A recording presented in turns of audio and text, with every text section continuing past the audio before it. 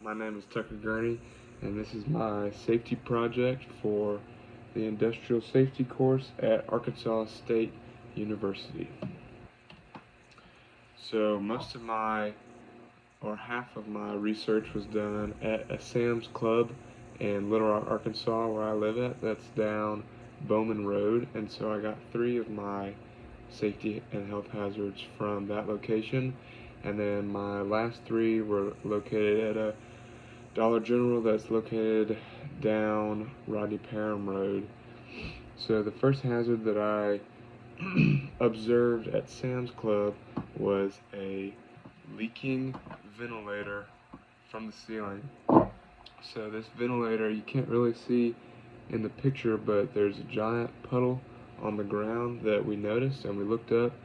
I looked up and saw a ventilator unit that had water just pouring from it onto the ground, and it was leaking onto the shelves at Sam's. They have these really high shelves with product and items that are stacked all the way up to the ceiling, and so it was leaking onto that, causing the material that it was on and that it was cased in to be damaged, and also creating a slipping hazard on the ground. And so this violated two of OSHA's standards. That was standard 29 CFR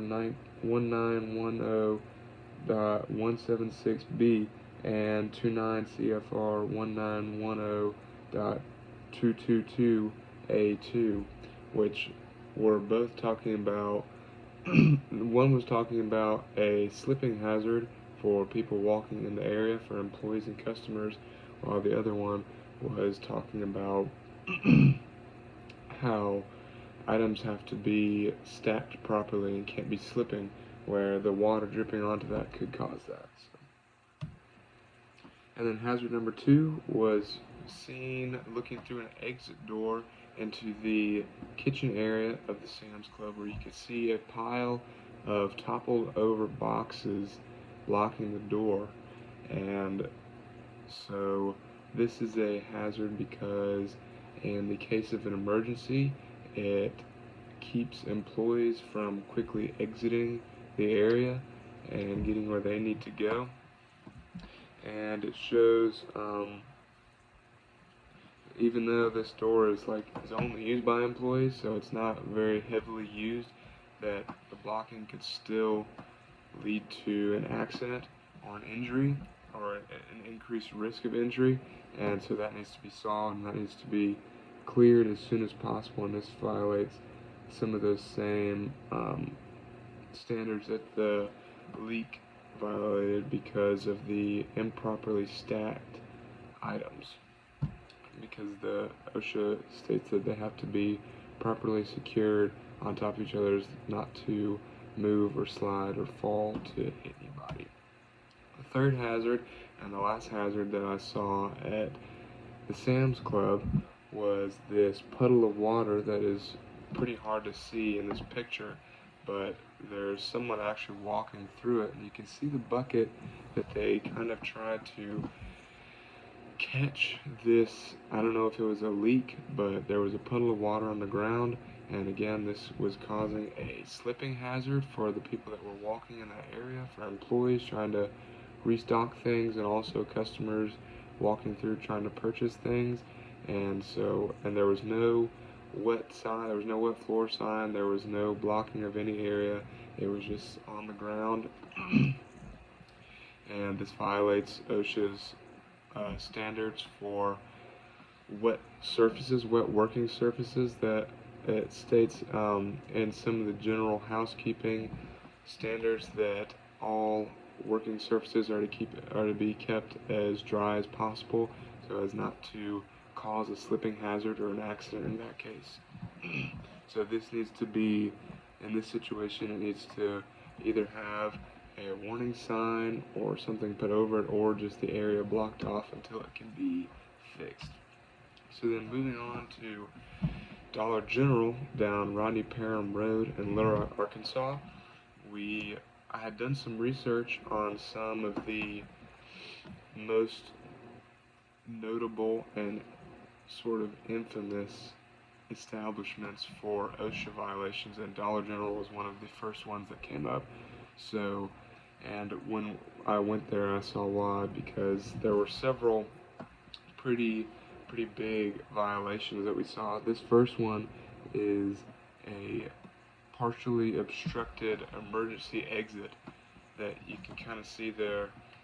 The emergency exit is right there, and they have stacked some water cases on the